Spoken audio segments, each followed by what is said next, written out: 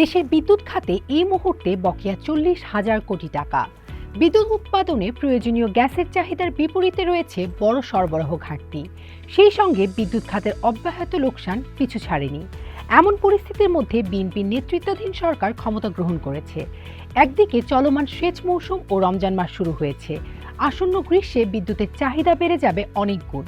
সামগ্রিকভাবে বিদ্যুৎ খাতে বকেয়া জটিলতা সামলানো, আর্থিক সচ্ছলতা ফেরানো, পাশাপাশি গ্যাসের সরবরাহ সংকট মোকাবেলা বিএনপি সরকারকে বড় পরীক্ষায় ফেলবে বলে মনে করছেন বিশেষজ্ঞরা।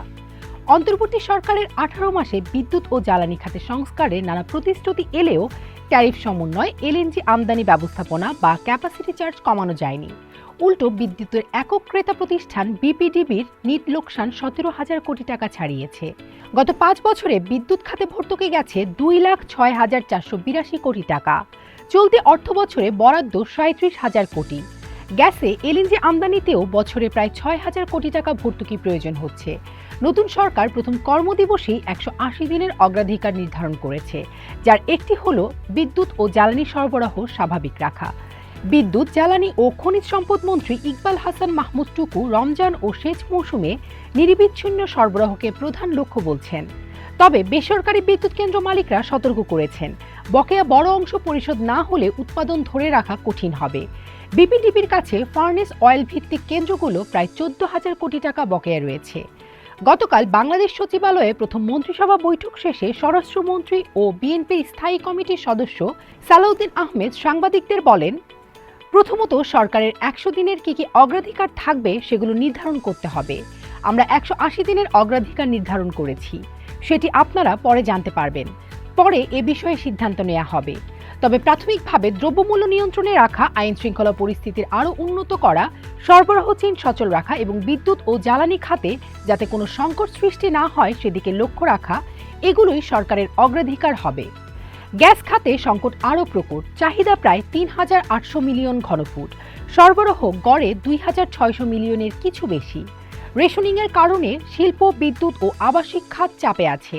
স্থানীয় উৎপাদন কমায় উচ্চমূল্যের এলএনজি আমদানি নির্ভরতা বেড়েছে।